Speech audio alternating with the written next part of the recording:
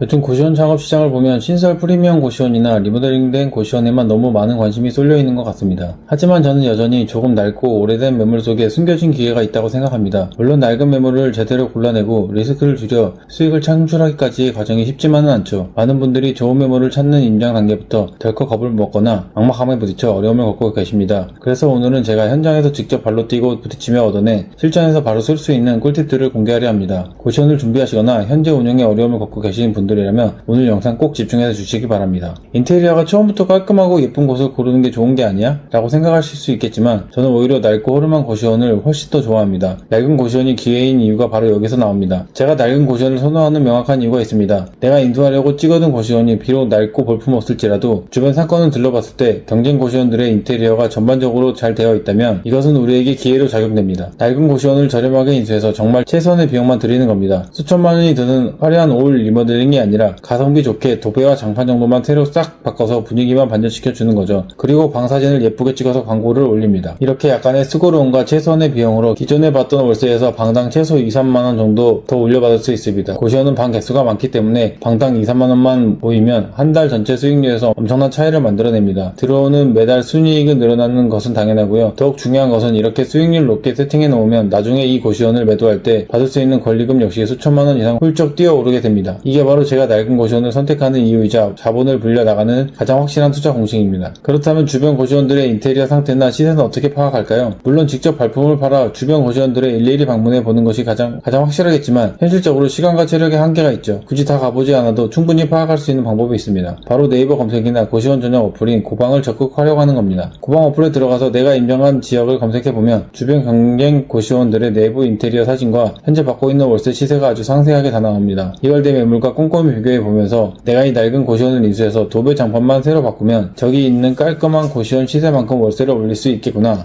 혹은 여기서 아무리 내가 손봐도 월세를 올리기 힘든 동네구나 객관적으로 판단할 수 있는 기준점이 생기는 겁니다. 제가 실제로 고시원 1호점을 처음 인수했을 때 방 하나당 월세 33만원 받던 그저 그런 고시원이었습니다. 저는 큰돈 들이지 않고 제 손으로 직접 바닥에 데코 타일을 셀프 시공했습니다. 그리고 방을 아늑하게 꾸며서 사진을 이쁘게 찍어 광고에 올렸죠. 결과는 어땠을까요? 33만원 받던 방을 곧바로 36만원으로 올려서 방을 채웠습니다. 고시원뿐만이 아닙니다. 제가 현재 운영하고 있는 모텔의 경우 똑같은 원리를 적용했습니다. 처음 인수 당시 월세 50만원 받던 낡은 방이었는데 도배 장판 그리고 깔끔한 가구 몇 개만 투자해서 방의 가치를 확 바꿨습니다. 그 방이 지금은 얼마를 받고 있는지 아시나요? 무려 150에서 160만원 받고 있습니다. 약간의 기획력과 실행력만 있다면 공간이 창출하는 수익은 이렇게 드라마틱하게 바뀔 수 있습니다. 여기까지 들으시면 영상을 보시는 분들 중에 속으로 이렇게 반문하시는 분들이 꼭 계실 겁니다. 아니 그렇게 피곤하게 도배 장판 신경쓰고 낡은 거 고치느니 처음부터 그냥 깔끔하게 예쁘게 다 세팅되어 있는 고시원 인수하면 안 돼요? 그렇게 하셔도 됩니다. 고시원도 그 안에 들여다보면 정말 다양한 유형이 존재하거든요. 풀옵션 프리미엄 고시원, 방 안에 화장실과 샤워실이 다 있는 원룸형 고시원, 미니룸과 원룸형이 섞여있는 혼합형 고시원, 그리고 공용 화장실을 쓰는 미니룸 고시원까지 정말 다양합니다. 이 중에서 본인의 성향과 스트레스 감내 수준에 딱 맞는 고시원을 선택해서 운영하시면 됩니다. 하지만 제가 꼭 드리고 싶은 말이 있어요. 나는 무조건 깨끗하고 예쁜 고시원, 신설 프리미엄 고시원만 할 거야 라고 처음부터 시야를 좁히지 마시라는 겁니다. 왜냐고요? 우린 돈이 없잖아요. 자본금이 수억 원씩 넘쳐난다면 당연히 최고급 시설을 갖춘 예쁜 매물을 잡으시면 됩니다. 하지만 우린 대부분 한정된 투자금으로 최대의 효율을 뽑아내야 하는 상황입니다. 그렇기 때문에 내가 운영하게 될 곳이 시설이 조금 떨어지는 미니룸 고시원이든 쾌적한 원룸형 고시원이든 그 형태가 중요한 게 아닙니다. 가장 중요한 것은 수익이 나는 고시원을 해야 한다는 사실입니다. 겉보기에는 화려하고 예쁜데 정작 내 손에 쥐어진 돈은 없는 고시원보다는 겉은 좀 낡고 손이 가더라도 철저하게 계산해서 내 투자금 대비 확실한 현금으로 만들어주는 고시원을 선택하셔야 합니다. 철저하게 내 투자금과 목표 수익률 밸런스가 맞아떨어야 진짜 성공적인 고시원 창업을 할 수 있습니다. 임장 이야기를 해보겠습니다. 임장 상황을 머릿속에 한번 그려보세요. 우리가 실제 고시원 매물을 보러 가게 되면 두 가지 상황을 마주하게 됩니다. 첫 번째는 매물을 중개해주는 부동산 사장님이 동행하거나 부동산 사장님이 동행해서 같이 보여주는 경우가 있고요. 두 번째는 현재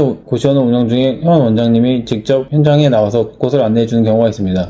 여러분은 만약 임장을 가신다면 어떤 상황이 더 마음에 편하실 것 같나요? 아마 이제 막 고시원에 관심 갖기 시작한 초보분들이라면 아무래도 현재 고시원을 직접 운영하시고 있는 원장님이 이것저것 설명해주는 것을 훨씬 선호할 겁니다. 하지만 저 같은 경우는 조금 다릅니다. 저는 그동안 수많은 임장을 다녀봤고 다양한 매물을 분석해본 경험자로서 말씀드리면 저는 혼자 매물을 보는 것이 훨씬 선호합니다. 이유가 뭘까요? 가장 큰 이유는 내 마음대로 볼 수 있어서예요. 현 원장님이 옆에 딱 붙어서 동행하게 되면 일단 사진이나 영상을 편하게 찍을 수 없습니다. 매물을 꼼꼼하게 보고 집에 돌아와서 분석하려면 구석구석 사진을 남겨야 하는데 주인이 옆에서 서 있으니 마음대로 사진 찍기가 눈치가 보이죠. 그리고 무엇보다 치명적인 단점은 내가 진짜로 보고 싶은 곳을 마음대로 볼 수가 없다는 거예요. 현 원장님이 안내를 주도하게 되면 당연히 본인이 보여주고 싶은 깨끗하고 문제없는 공간 위주로 동선이 짜이게 됩니다. 우리는 원장님이 보여주는 것만 수동적으로 쫓아다니며 보게 되는 셈이죠. 고시원이라는 공간은 연식이 오래된 건물이 많기 때문에 임장 시 가장 주의 깊게 봐야 할 하자는 바로 누수입니다. 그래서 화장실 바닥 타일, 천장 안쪽, 배수구 주변, 그리고 외벽, 맞닿는 창틀 주변에 누수 자국이 있는지 꼼꼼하게 들여다봐야 합니다. 그런데 혜원 원장님이 안내를 하게 되면 전체적으로 시설을 쓱 다 보여주시겠지만 아무래도 고시원을 좋은 가격에 매도해야 하는 입장이기 때문에 혹시라도 건물의 치명적인 단점이나 문제가 있을 경우 그것을 굳이 먼저 보여주려 하지 않습니다. 여기까지 들으시면 분명히 이런 질문을 하시는 분들이 계실 겁니다. 그래도 현재 원장님이 현장에 꼭 계셔야 닫힌 방문도 열어보고 방 내부는 상태나 고시원을 전체를 제대로 볼 수 있는 거 아니에요? 맞습니다. 하지만 현실에서는 현 원장님은 부동산 사장님한테 현관 비밀번호, 방 비밀번호를 알려주고 잘 오지 않아요. 그럼 오히려 좋습니다. 공용 공간도 제 페이스에 맞춰 아주 편안하게 볼 수 있거든요. 물론 이것은 사람마다 성향이 다르고 정답이 있는 문제가 아닙니다. 저처럼 임장할 때 혼자 보는 걸 좋아하는 스타일이 있는 반면 원장님을 꼭 만나길 원하는 분들도 계시죠. 사실 현 원장님이 오셨을 때만 얻어낼 수 있는 정보도 분명히 존재합니다. 원장님이 직접 오시면 그 고시원의 히스토리를 들을 수 있거든요. 예를 들어 현재 거주 중인 입주자들의 성향이 어떤지, 가장 힘들게 하는 진상 고객은 없는지, 운영에 직결되는 중요한 정보들을 말이죠. 게다가 각 반의 에어컨이나 세탁기가 언제 교체했는지, 보일러 연식은 어떻게 되고 최근 장고장은 없었는지 여러가지 시설물 내역에 대해 물어볼 수 있어서 아주 중요한 알짜배기 정보를 얻을 수 있는 기회가 되기도 합니다. 그 다음으로는 바로 공용 주방입니다. 저는 고시원에서 방 다음으로 가장 중요한 공간이 공용 주방이라고 말씀드리고 싶습니다. 우리가 방값을 올리려면 철저하게 세입자의 입장에서 생각해야 합니다.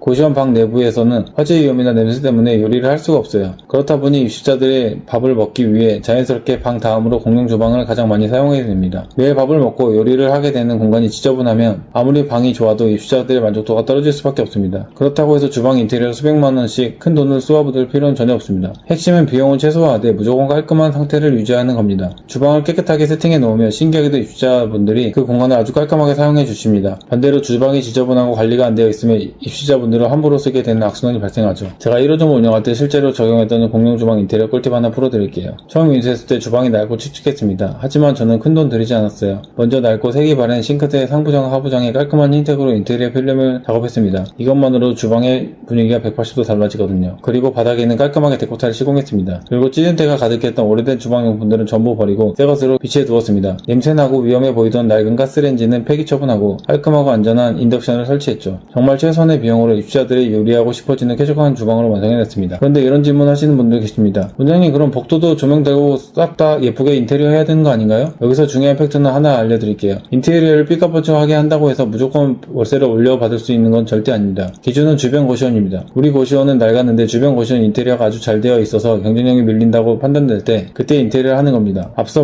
말씀드렸듯이 우리는 자본이 넉넉하지 않은 상태에서 시작하는 경우가 많습니다. 돈이 부족하다면 어떻게든 저렴하게 나온 낡은 고시원을 찾으셔야 합니다. 우리의 목표는 예쁜 공간을 만드는 것이 아니라 돈을 버는 것입니다. 이 본질을 절대 잊으시면 안 됩니다. 낡은 고시원을 싸게 인수해서 꼭 필요한 곳만 최소한 비용으로 들여 공간을 깔끔하게 만들고 사진을 예쁘게 찍어서 광고에 올립니다. 고시원에서 반드시 챙겨야 할 핵심 포인트, 그것은 바로 화장실 누수 점검과 계약서 누수 특약입니다. 고시원을 임장하실 때 원룸형 고시원이라면 각 방에 있는 화장실을, 미니룸 고시원이라면 공용 화장실을 꼼꼼하게 보셔야 합니다. 고시원은 특성상 연식이 꽤 오래된 건물에서 운영되는 경우가 많기 때문에 누수 가능성이 염두에 두어야 합니다. 고시원에서 누수가 터지는 곳은 대부분 화장실입니다. 따라서 임장을 가셨을 때 빈방이 있다면 화장실 바닥 상태, 특히 타일 사이의 줄눈이나 배수구 주변 꼼꼼하게 체크해주셔야 합니다. 하지만 고시원 창업을 준비하시면 누수가 터지면 어떡하지 하고 지레 겁먹고 밤잠 설치는 분들 너무 걱정하지 않으셔도 됩니다. 바로 고시원 양도양수 계약을 진행할 때 누수 특약 1개월을 반드시 넣는 겁니다. 이 특약을 넣게 되면 내가 고시원을 인수하고 나서 1개월 안에 누수가 발생했을 때 전 원장이 그 수리 비용을 책임지게 됩니다. 그러니 임장할 때 최대한 꼼꼼하게 보시고 인수한 직후 한 달 동안은 꼼꼼하게 체크해서 누수 스트레스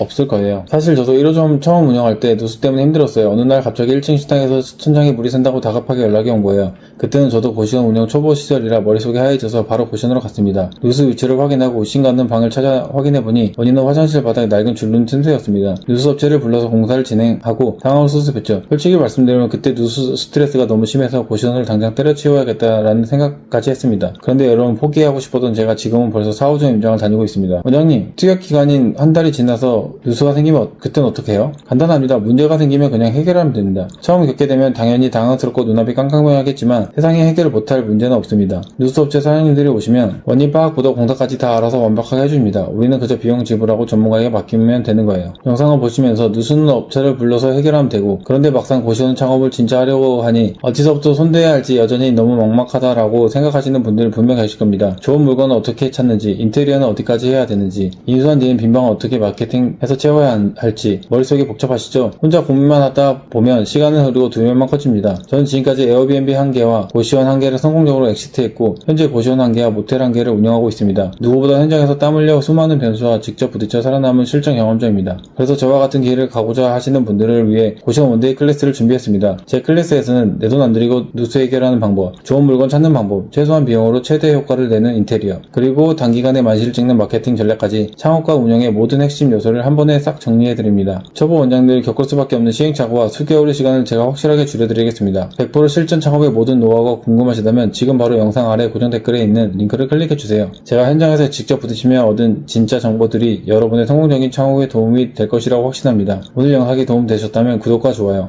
알림 설정 부탁드리며 전 다음 영상에서 더 유익한 실전 정보로 찾아오겠습니다. 감사합니다.